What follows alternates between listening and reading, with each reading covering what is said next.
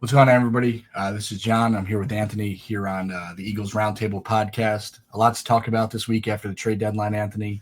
I guess we can really dive into what I think is the biggest, addition the Eagles made with Jalen Phillips. We all thought they were going to get an edge rusher, didn't know who it was exactly going to be, but they got a pretty good one for what I think is an okay price with a third rounder to me.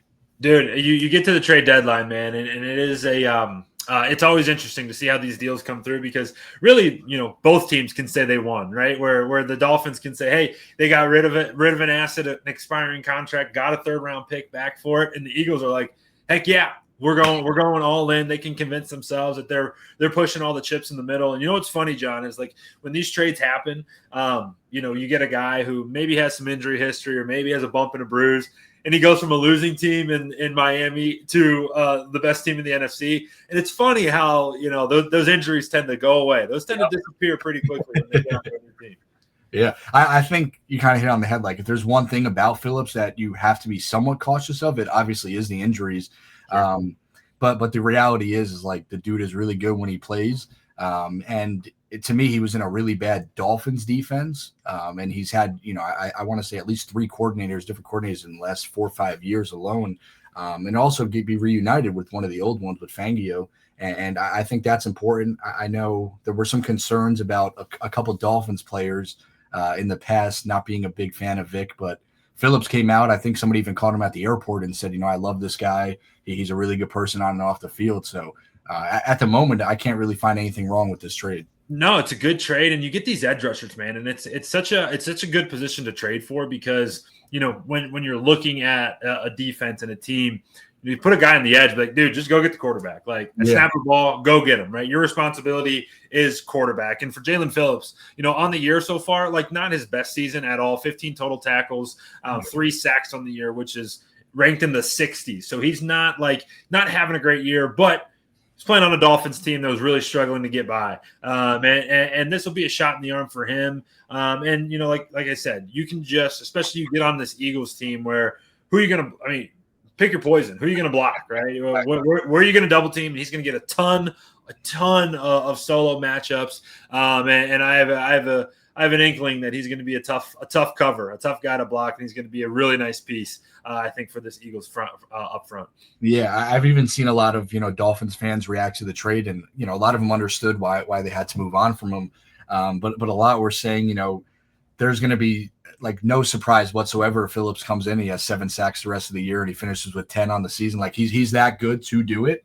And like you said, and I think it's probably the biggest point when it comes to the Eagles and Dolphins, just the dudes around him are going to be so much better. Like you can't worry about a double team when you have others coming off the edge, and he doesn't have to worry about maybe dropping or trying to pick up anything anywhere else type of thing right now. It simply gets to the quarterback. Whereas in Miami, he probably had to move around a little bit and do things that he didn't have to do.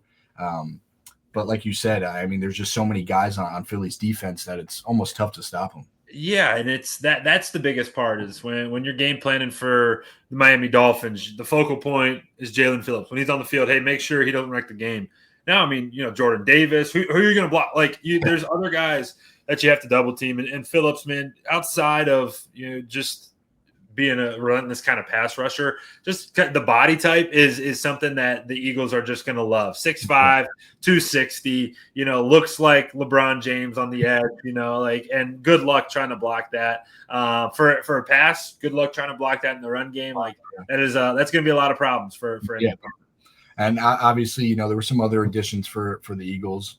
I like the idea of trading for Michael Carter II.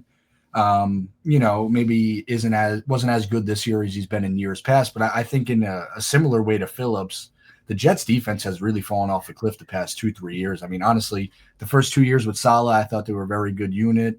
And, maybe towards the back end of his time in New York, it just seemed like they weren't great.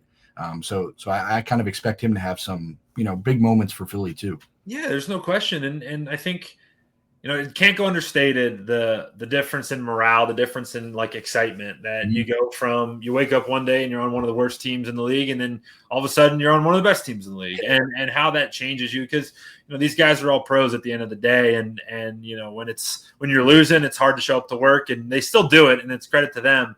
But when you're on a winning team that's got something to chase for, tend to dig a little bit deeper into that bag of tricks, and it tends to pay off. So it's never a problem adding depth at any position. And the Eagles, of course, Howie did it again, man. Every trade deadline, that dude's dialing the phones, they're ringing off the hook, and he's making moves. Yeah, and I guess kind of leading to our second point here with AJ Brown, the lack of not trading him, and to me, this was the right decision. But I'm curious to hear what you have to say, Anthony. Yeah, I mean, this is my first year watching the Eagles like tightly, in depth, and really hard decision to not trade good players, right? Yeah. Regardless of all of the other stuff, this is one of the top 10 receivers in the NFL, and you can't you can't take away from that, and you trade a piece like that away. Let's say you get a second round or a third round pick back. Are you going to get a AJ Brown equivalent with that pick? Answer's probably not.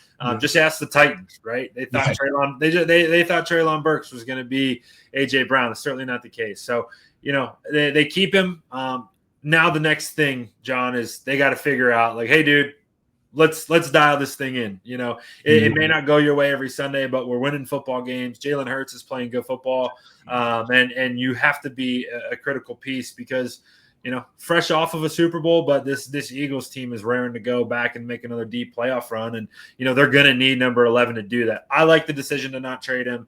They just got to figure out the rest of the other stuff. Yeah. The one thing, and I understand why the trade rumors even came to light, so to say, because of, some of his comments to the media, and, you see him kind of pouting here and there, the social media posts. I understand.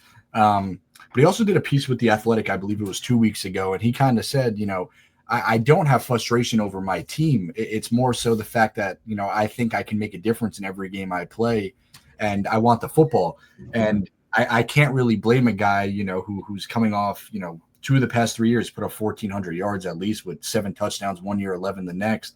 And to me, you look at the Eagles, it's obviously a heavy run offense, and rightfully so with Saquon and Hurts. But Saquon's slowed down a little bit this year. I know he played better last week, or 2 weeks ago now, my mistake. Mm-hmm. But you kind of need the pass game to open up the run. And to me, that's really important come playoff time. And, you need a big target like AJ to kind of bail you out at times too. And he's exactly that. So to me, if you had traded him, unless it was really like a Sauce Gardner type trade, which you knew you weren't going to get at his age and stuff and position even, there was no reason to even consider moving on from him. No. Maybe if you win a Super Bowl or lose this year and he's still acting a different way, you think about it in the offseason. But even then, like you kind of, like you said, you have a top 10 wide receiver. They don't just grow on trees. Unless you have a plan to bring in another physical dude who can go and make plays. It's like, he should be in Philly for the foreseeable future. Right. And you kind of want, I was trying to think of a funny way to say this, but you kind of want a little crazy in your number one receivers, right? Like that kind of makes them what they are. You don't become the alpha dog that they are, that he is, by just being passive. And that's been the way his whole career. And yeah, he wants the ball for good reasons. It's not like, hey, he wants to get the ball thrown to him to drop it. He wants it because he wants the Eagles to win football games. Exactly. And that's part of it. And you got to have with all the great, with the 1,400 yard seasons and all the touchdowns and throwing it up to 6'4". Yeah, it comes a little bit of give me the football, and you got to be fine with that. Yeah. And I think heading into that Vikings game, I know the Eagles were on a bye this past week, and won't play on Monday, so it's been a bit of a little long stretch here. But going into that Vikings game, and you're coming off 2 losses, or especially that Vikings game at that point. You're coming off the Giants loss at MetLife, and then the Broncos game where the offense to me was just brutal.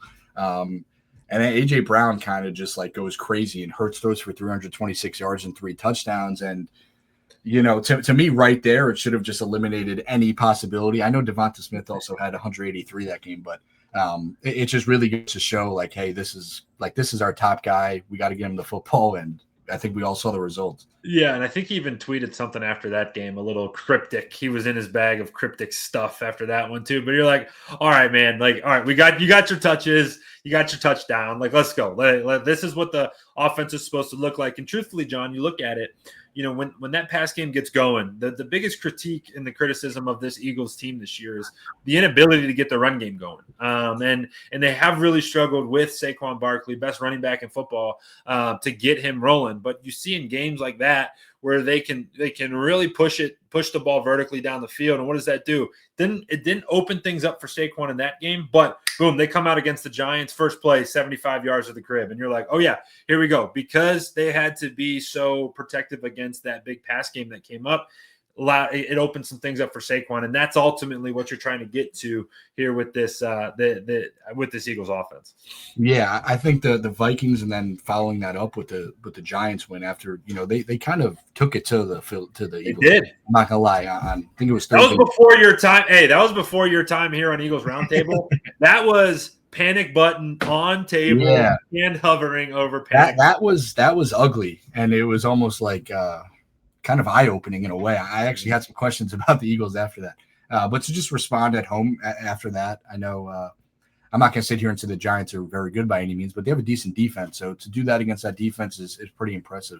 I guess we can stick on the defensive side of the ball here and talk about Jair Alexander. Now, is he what he was? Probably not. But, I mean, we're still talking about a two-time All-Pro, two-time Pro Bowler. I mean, I think even 2 years ago, before the injury in 23, like you think of Jair Alexander, you think of one of the top corners in football to me.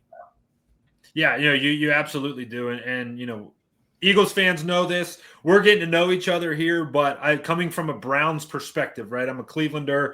Coming from a Browns perspective, when he signed with the Ravens, it was like, oh man, come on, like he don't need to be in the AFC North. Like I don't want to have to deal with him, lurking around. And obviously, the Ravens season's kind of gone off the rails a little bit, and he wasn't a piece of what they were trying to do. Whether that is he's lost it or whether it just wasn't fitting, we're going to find out, because I think that this is the ultimate, like lottery ticket, right? If you strike gold with this, unbelievable how he did it again. If it doesn't work out, it doesn't work out, and you don't lose too much. But you can never shy away from adding talent like Jair Alexander, and if he even just gives you a couple plays here and there. It doesn't have to be the main guy, but he can come in on third downs, or he can come in and big time situations and make plays. That is all you're looking for to get out of him. Yeah, I think it really goes to show the team that Howie's kind of built too, where you have the flexibility right now to make that type of trade. Totally. Again, if he's not what he was, you have the depth now with Michael Carter too, and other guys there already. And if he works out, you can probably even make an argument that you're getting, I don't want to say top 10 corner in the league anymore, but a very serviceable starter, or like you said, guy comes in certain situations. When an obvious pass situations, whatever it might be, you just have a former lockdown guy. And one thing too, I always liked about Alexander during his time in Green Bay. He's very I don't want to just call him a dog, but he has a very different mindset. He always seems to be trying to win and lighting dudes up, whatever it might be. Yeah. He had a different type of fire to him, and I think that fits pretty well in Philadelphia. I think if he's even half of that, fans will love him. He'll bring something here, and it'll be pretty fun. John, excuse my language. He's got some shit to him, right? He's got a little. Hey, I'm gonna make a good play on you, and I'm gonna let you know about it. Hey, quarterback, I just broke that pass up. I'm gonna let you know about it. And I mean, just write Philly right on his forehead, man, because that is exactly it. He'll take on the personality of this city if it goes well. And guess what? If it doesn't go well, John, 6th round pick, right? If he makes one or two plays that change a game, boom, that's a win, right? That's a win. And Howie, too, is going to find a way, not that he needs the picks, but Howie's going to be in the late rounds of the draft next year. He's going to somehow end up with 2-6 coming back from someone a bad. Yeah. It's really just a wash at that point. So it really was, to me, it's as almost as win-win as possible, because if he doesn't do anything, you live with it. You have the other guys. And if he does, it's like, okay, this defense might even be better than what we think it is. And John, what if let's play the hypotheticals, right? You think this is a win if he leads you to maybe 1 win or 2 wins, makes a couple plays to get you a win. What if he's just good? Like, what if he comes out and just plays good, and then you're like, oh there's a nickel back, there's a big body guy who can stick in high leverage situations. Definitely the reward way outweighs the risk in this situation. And here we are again saying how he did it again, because I think that he did with this trade. Yeah.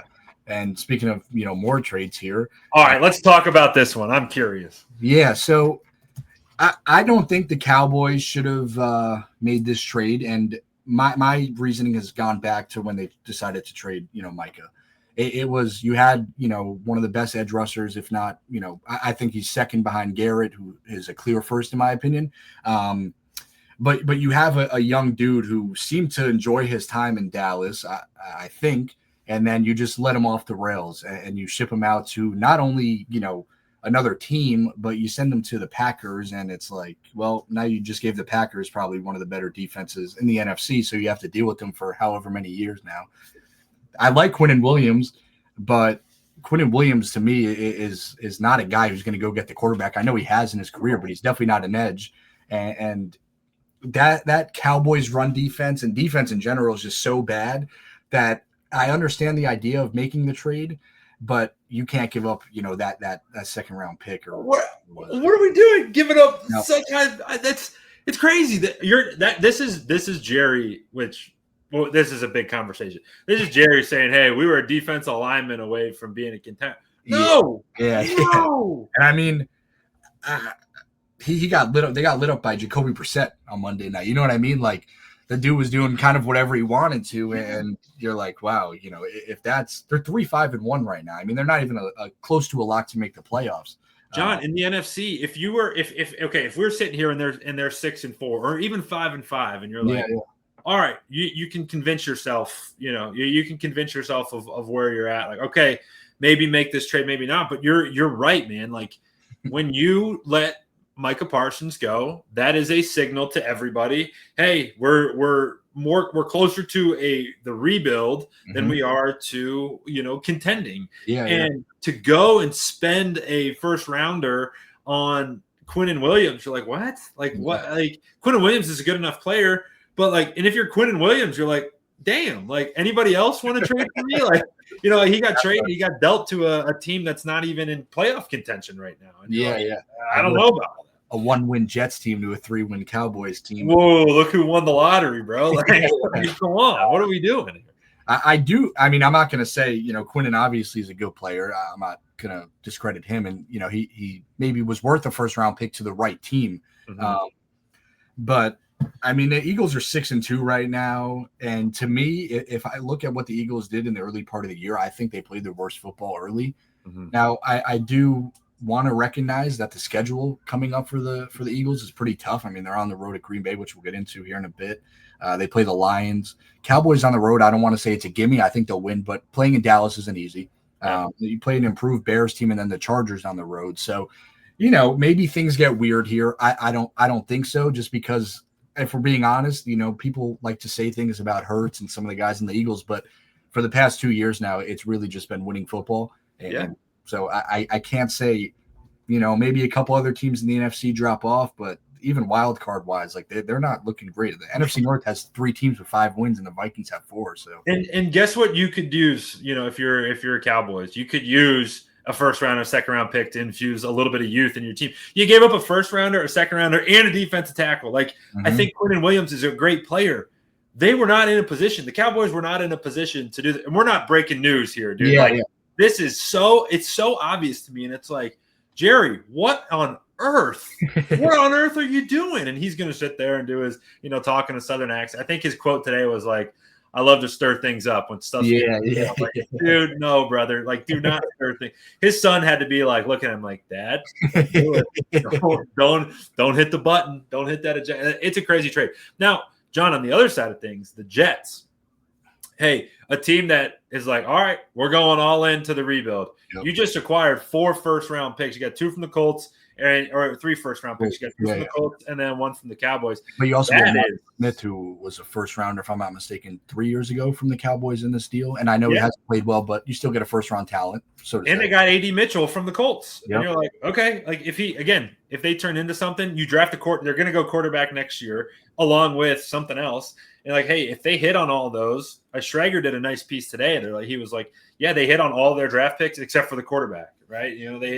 So if they just hit on that quarterback, and there's going to be a couple good ones in Mendoza, we could do quarterback talk for a while, but there's a couple good ones coming out that if they hit on, man, that they'll flip things around quickly and hopefully prove that, hey, Sauce, you were great for us. Quinnen, you were great for us, but you turned us into a contender for years to come. Yeah, I think what's important really for the Jets there too is getting so many picks that, let's say they do win maybe 2 games at the back end of the season with a somewhat light schedule. I know they'll play the Dolphins again and the Saints, who, Saints might just want to lose that game. Not that guys are going out and going to lose, but all of a sudden, Alvin Kamara's hurt and this guy's hurt, and it's a quiet loss.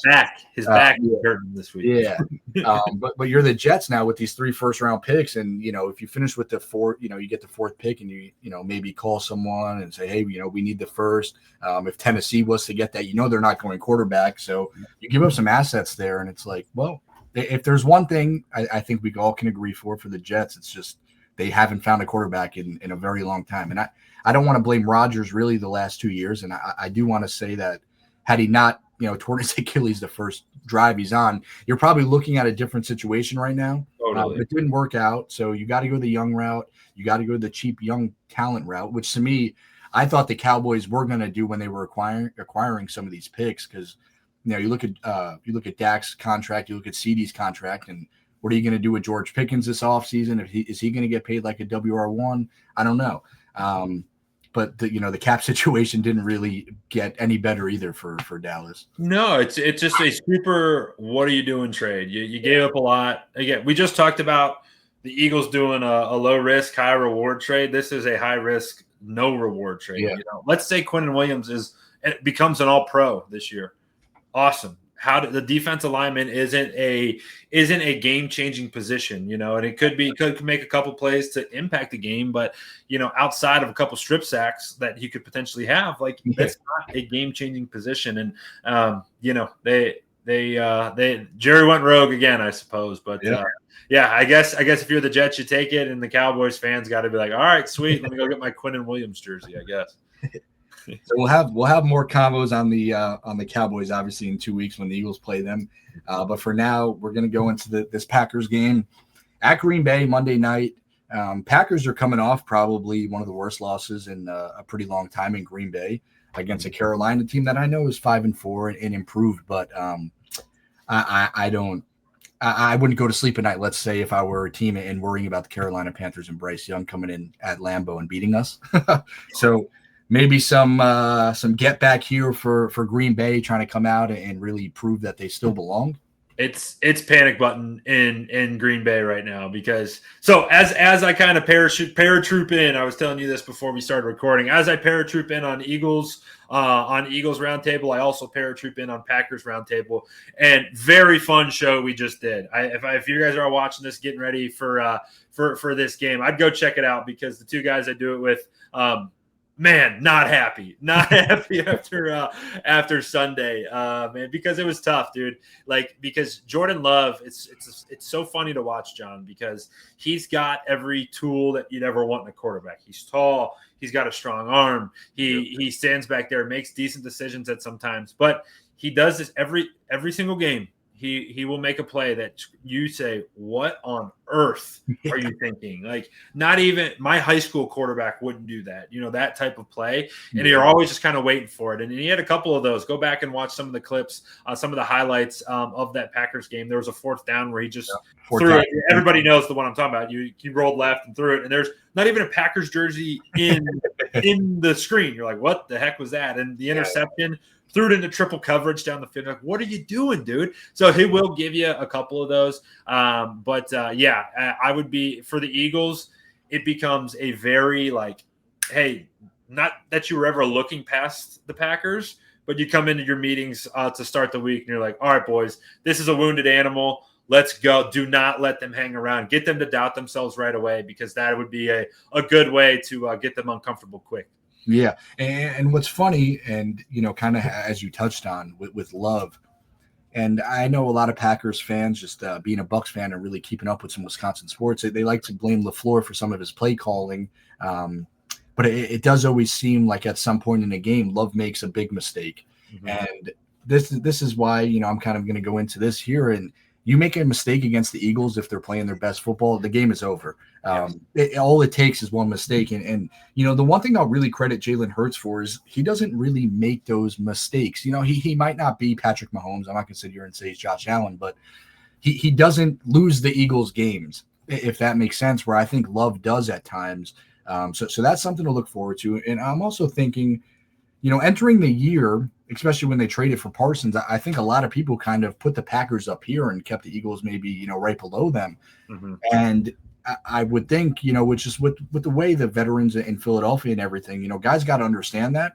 And I think they really do go into Lambeau in a tough environment. It'll be cold. It won't be an easy game, but just ready to kind of prove like, hey, we're still the team to beat in the NFC right now. And you guys got to get past us to win it all. Yeah, there's no question about it. And I think you make an awesome point. That's the best thing about this Eagles group. Like, good teams do this. Like, you make that mistake, they may not return the interception for a touchdown, but they're getting points. Yeah. And that those points are going to be meaningful because on the flip side, Jalen Hurts, while he may annoy a lot of people, he doesn't make mistakes, right? Maybe he doesn't take many chances, but he doesn't screw up. And when he does screw up, it's few and far between. But, he's never going to give that back to you, a bad interception or a bad fumble. And the Packers are just – they had Super Bowl aspirations. It was funny, John. They start 2-0, and they're going to Cleveland. And, dude, all week long, they're talking about, hey, we might go undefeated. This might be Super Bowl. And then they go and they lose to the Browns 13-10 in a game that Joe Flacco, while he's thrown for 400 yards a game now, he threw for like 110 yards. And it's like, how do you lose? This is inexcusable. And they have that, and it's coming up again and again. Like they tied with the Cowboys in a game they should have won by 2 scores. And you're like, 40 points. Yep. Yeah, something's not right with those guys. And while, like you said, while the Eagles got off to that slow start, they certainly carry themselves in a much more – professional is the wrong word to use, but I'm going to use it anyway. A much more professional winning culture. More veteran-led and stuff. Yes, no doubt. There's one thing I guess we can end on kind of this is if I was an Eagles player or Eagles fan, the only thing that would make me a little cautious about this game is 2 things. So they're at Lambeau, which again, tough.